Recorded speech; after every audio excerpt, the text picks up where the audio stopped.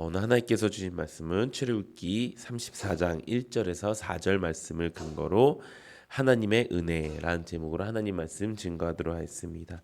하나님 나라를 향하여 출애굽기 강의 148번째 시간입니다. 오늘 본문 말씀은 모세가 이스라엘 백성들 죄를 지은 이스라엘 백성들이죠. 하나님 앞에 우상 숭배, 금송아지의 사건을 통하여 하나님께 끔찍한 죄악을 저지른 그 이스라엘 백성들을 위해 간구하는 기도를 드렸고 또 그 기도를 통해서 하나님께서는 진노를 거두시고 다시 모세와 함께 이스라엘 백성들과 함께 하겠다라고 하는 그 말씀의 뒤에 나오는 장면입니다. 이 장면은 두 번째 돌판을 모세에게 준비하도록 시킨 다음에 다시 하나님의 계명을 그 돌판에 새겨 놓을 수 있는 그 기회를 주신 하나님의 모습이 나타나 있습니다.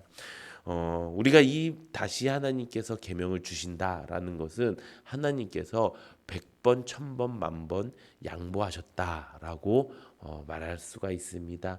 하나님께서는 원래 그 죄악 가운데 계실 분이 아니십니다. 그리고 죄악을 저지른 그 인간은 말 그대로 죄인이기 때문에 심판을 받을 수밖에 없는 존재인 것입니다. 그런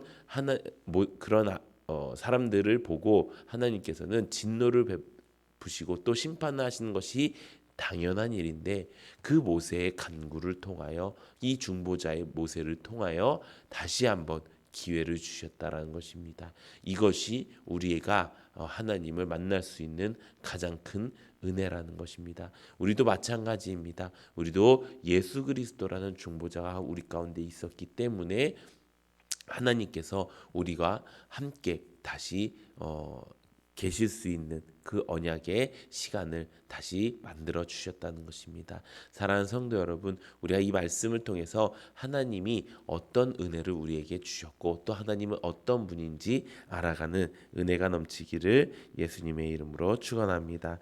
오늘 본문 말씀에 하나님은 모세에게 깨트려버린 두 돌판을 다시 준비하라고 말씀하십니다. 1절에 보면 여호와께서 모세에게 이르시되 너는 돌판 둘을 처음 것과 같이 다듬어 만들라. 내가 깨트린 처음 판에 있던 말을 내가 그 판에 쓰리니라고 기록되어 있습니다. 이것은 하나님께서 이 모세와 예전과 그대로 다른 어떤 조건을 붙이지 않고 예전과 그대로 다시 한번 약속해 주겠다. 그리고 예전에 내가 했던 그 말을 그대로 내가 약속을 하겠다라고 말씀하신 것입니다. 이들이 한 건 뭐였죠? 이들이 한 거는 우상숭배였고 이들이 한 거는 죄악이었습니다. 그런데 하나님께서는 다시 처음부터 다른 조건이 아니라 처음부터 하나님이 말씀하신 그 말씀대로 또 그 언약대로 만들어 주시겠다는 것입니다. 이것이 하나님의 은혜라는 것입니다. 너희가 이번에 이렇게 했으니 이렇게라는 것이 아니라 하나님께서는요 언제나 우리에게 원하시는 모든 것을 다 주시려고 하는 분이라는 것입니다. 그런데 딱 한 가지 다른 점이 있었습니다. 그것이 무엇일까요? 그것은 첫 번째 그 모세가 시내산에 올라갔을 때는 누구와 동행을 했었죠? 첫 번째 그 시내산에 올라갈 때는 아론과 그의 아들들이 산 어느 중턱까지는 같이 올라갔었습니다. 그런데 이번에는 뭐라고 말씀하십니까? 2절 3절에 보면 이렇게 기록되어 있습니다. 아침까지 준비하고 아침에 시내산에 올라와 산 꼭대기에서 내게 보이되 아무도 너와 함께 오르지 말며 온 산에 아무도 나타나지 못하게 하고 양과 소도 산 앞에서 먹지 못하게 하라라고 기록되어 있습니다. 여기서 우리가 알 수 있는 과거와 다른 것이 바로 무엇입니까? 과거에는 아론과 그의 아들들이 있었지만 그들이 이제는 아예 입산하지 못하게 되었다는 것입니다. 그 이유가 무엇입니까? 아론과 그 두 아들들은 이번 그 끔찍했던 금송아지 사건의 주인공들이었기 때문인 것입니다. 우리가 여기서 알 수 있는 사실이 두 가지가 있습니다. 첫 번째는 죄가 생기면 하나님 앞에 절대 나아갈 수가 없다는 것입니다. 죄는 하나님께 나아가는 것을 막게 합니다. 또 죄를 완전히 청산하지 않으면은 우리가 하나님과의 관계를 회복할 수가 없다는 것입니다. 아무리 작은 죄라도 우리 가운데 그 죄가 남아 있다면 우리는 죄인이 되는 것이고요. 그 죄인으로 말미암아 우리는 하나님께 나아가 한 발자국도 나아갈 수가 없게 된다는 것입니다. 하지만 우리는 어떤 존재입니까? 무의식 중에서도 죄를 저지르는 존재입니다. 왜 그럴까요? 그것은 우리가 육신 가운데 살기 때문입니다. 육신의 정욕으로 인해서, 안목의 정욕으로 인해서, 이생의 자랑으로 인해서 우리는 죄악을 저지를 수밖에 없는 그 상황에 놓여져 있다는 것입니다. 그런데 그런 가운데 하나님께서 우리에게 무엇을 살려주셨어요? 영을 살려주신 거예요. 하나님이 원래 본래 목적, 우리 창조의 목적인 그 생명을 우리에게 다시 살려주신 것입니다. 그 생명으로 인해서 우리는 이제는 더 이상 육으로 사는 사람이 아니라 영으로 사는 사람이 되는 것입니다. 그렇기 때문에 우리는 어떻게 죄 안 짓고 살아라는 말에 어떻게 죄 지을 생각을 하고 살아라고 반문할 수가 있는 것입니다. 아직도 어떻게 죄 안 짓고 살아? 연약한 인간인데라고 하는 사람은 아직도 어떤 사람이에요? 생명으로 사는 사람이 아니라 육으로 사는 사람이라는 거예요. 아직도 죄악 가운데 죄인 가운데 사는 사람인 거예요. 그런데 내가 이제는 육으로 사는 사람이 아니라 영으로 사는 사람입니다. 내가 이제는 하나님의 그 본래 창조의 목적 그대로 내가 영으로 살겠습니다라고 결단한 사람은 이제 나는 죄를 부인하며 사는 사람이 될 거야라고 고백하며 살아갈 수 있다는 것입니다. 어제 제 아들이 그 저녁 때 밥을 먹으면서 아빠 부인이 뭐예요? 라고 물어보더라고요. 그러니까 말씀 속에서 이제 내 죄를 부인하고라고 이제 이야기하는데 그냥 간단하게 죄를 내가 인정하지 않는 거야. 부인. 내가 인정하지 않는다. 그러면 왜 내가 죄를 인정하지 않아요? 나는 죄를 짓고 사는데요. 왜 너가 죄를 짓고 사는 사람이야? 너는 죄를 짓지 않고 사는 사람이야? 라고 말하니까 저는 엄마 아빠 말씀도 잘 안 듣고 잘 안 듣지는 않습니다. 둘째라 귀엽긴 한데 난 엄마 아빠 말씀도 잘 안 듣고 리딩 바이블도 잘 안 할 때도 있고 기도도 안 할 때도 있는데 왜 죄를 안 짓고 사는 것입니까? 난 죄를 짓고 사는 사람입니다. 라고 이야기하는 것입니다. 그래서 제가 이렇게 말했습니다. 나는 죄를 짓고 사는 사람입니다. 나는 죄인입니다. 라고 하는 사람들이 죄를 부인하지 않는 것이야. 죄를 부인한다는 것은 나는 이제 더 이상 죄를 짓고 사는 사람이 아니야. 나는 내가 육체로 사는 사람, 내가 마귀의 종으로 사는 사람, 내가 세상 사람으로 사는 사람이 아니야. 나는 이제 하나님 나라의 백성이고 나는 그렇기 때문에 하나님과 함께 죄 없는 삶, 죄를 짓지 않는 사람이 되었어라고 결단하는 것이 죄를 부인하며 사는 것이야. 라고 말해 주었습니다. 그러니까 이해를 하더라고요.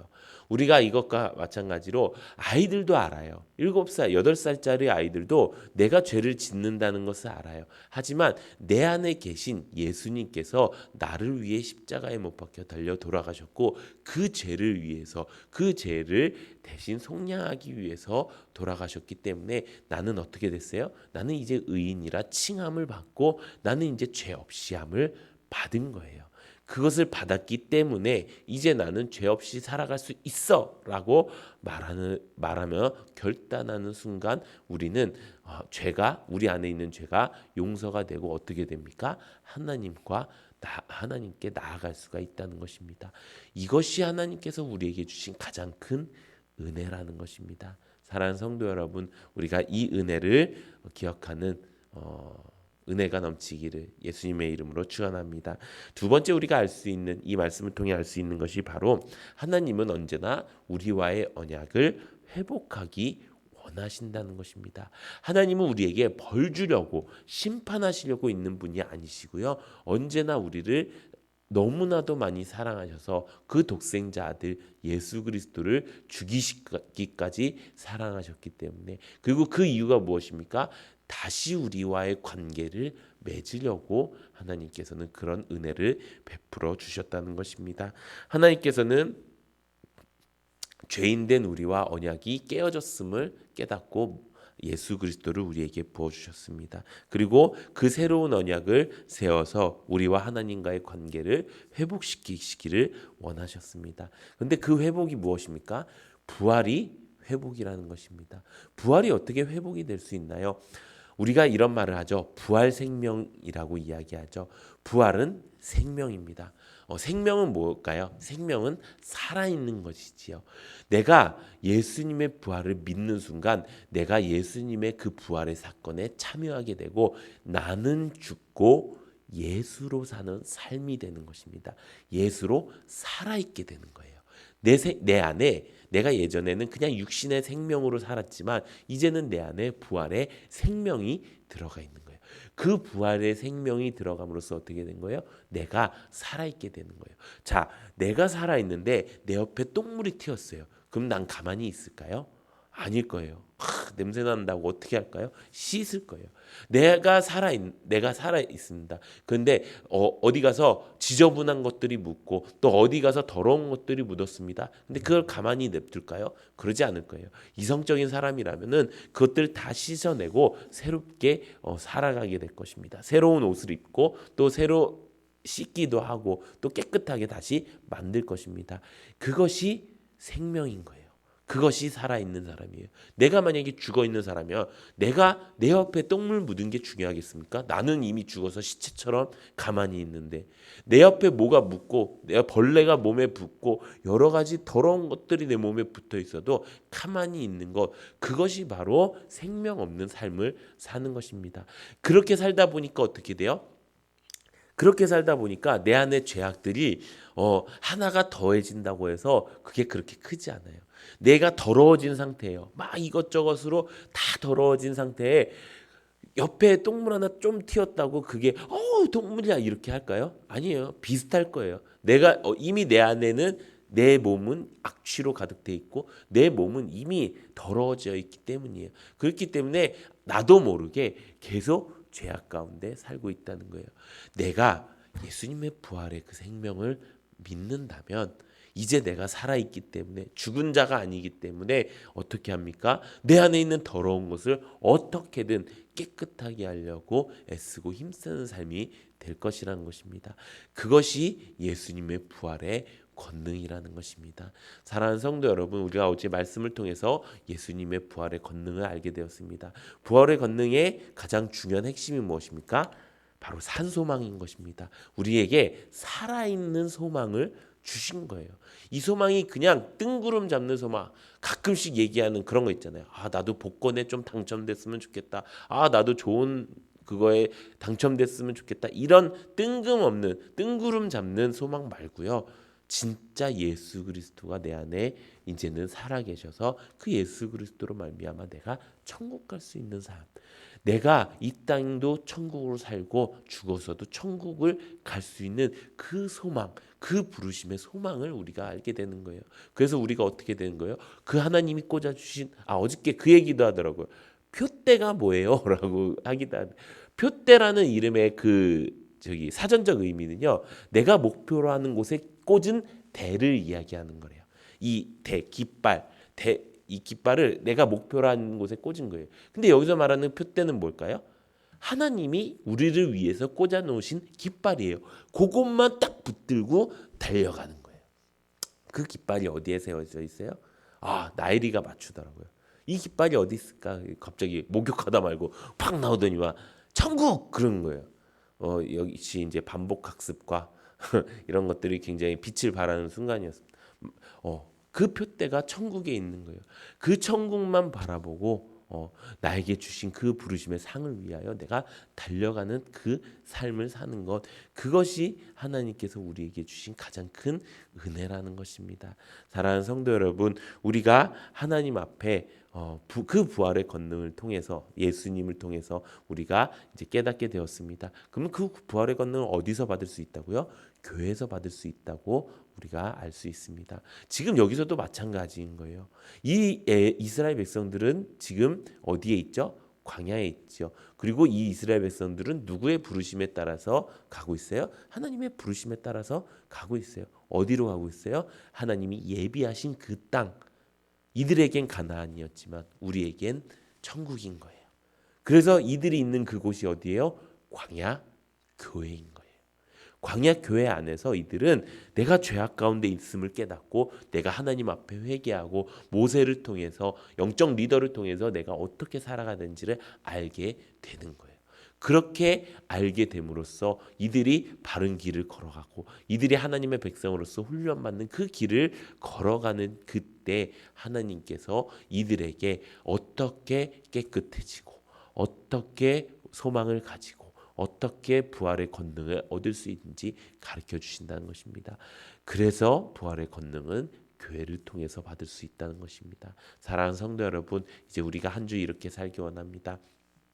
우리에게 주신 하나님의 가장 큰 은혜는 바로 죄사함의 은혜입니다. 또 우리에게 주신 가장 큰 은혜는 새로운 언약의 은혜입니다.